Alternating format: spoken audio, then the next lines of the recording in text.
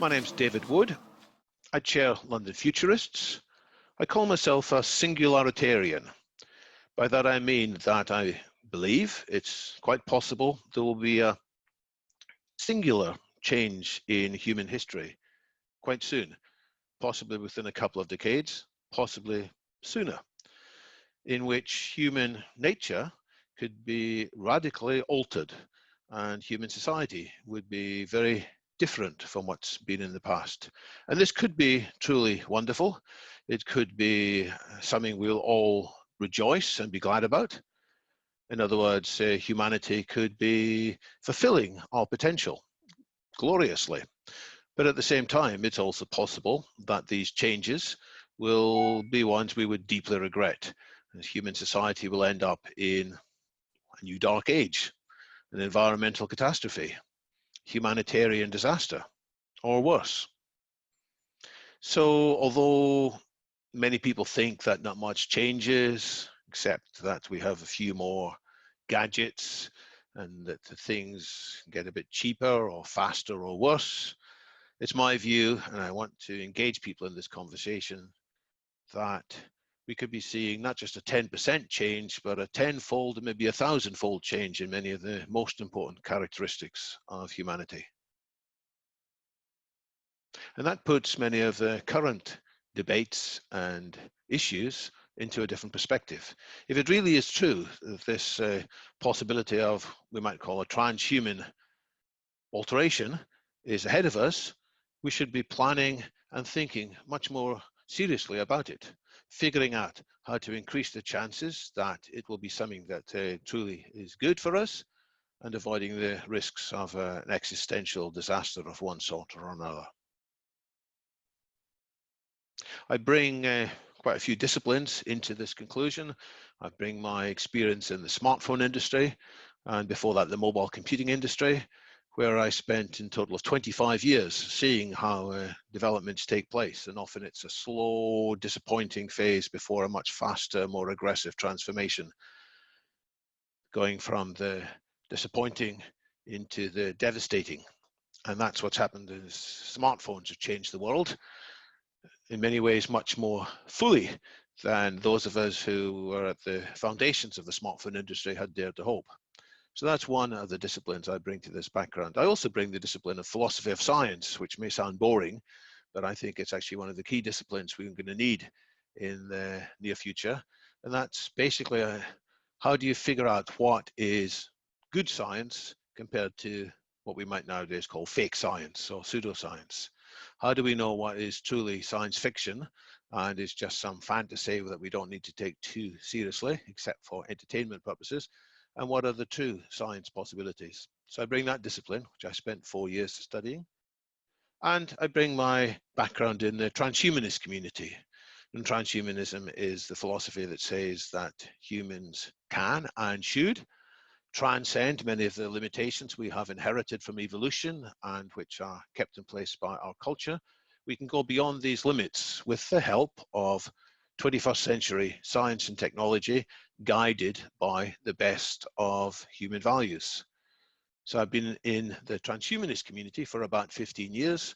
I have a lot to do with organizing a transhumanist community in the UK. And I think, in fact, transhumanism should become more of a philosophy for everyone. And I could spend time talking about that as well. And the true meaning of transhumanism is what I've talked about earlier, which is this possibility of not just an incremental change in our circumstances, but a truly fundamental change in our circumstances. The thing that frustrates me most about the current system is the lack of rationality, the fact that so many decisions are taken against what the evidence would objectively say. Instead, we're constrained by group loyalty, misguided group loyalty. We're constrained by short-termism. There are all kinds of cognitive biases which are well known. And this is preventing us from having an honest and open discussion about the true possibilities. So much of political debate is frustrating, and we blame things like our social media and party politics, and all of that's part of it. But frankly, it's also in our human nature that we are limited in our ability to see things truly as they are. And without this ability to have a more rational discussion, we're unlikely to be able to latch onto the truly desirable routes forward. So we are limited, not just by the frailties of our flesh, which are considerable, but by the frailties in our minds, in our hearts, in our spirits, which are preventing us from seeing things sufficiently clearly. Some religions have spoken about this as our sinfulness and have attributed it to some original act of defiance by humanity against divine creators. Well, we don't need to go as far as that, but we do recognize that many of the circumstances of human nature evolved to answer problems in very different time from the present. We have a sweet tooth, which made sense when sweet food was not well available. We have xenophobia, which perhaps made sense when people who were unknown to us might have been more likely to attack us and do damage to us. But these are just examples of instincts, which are nowadays hindrances and damaging rather than being useful to us. So this irrationality, this humanity minus features of our life is preventing us from having a real open and intelligent discussion about the way forwards, and often prevents us from taking the actions which in our hearts we know we should.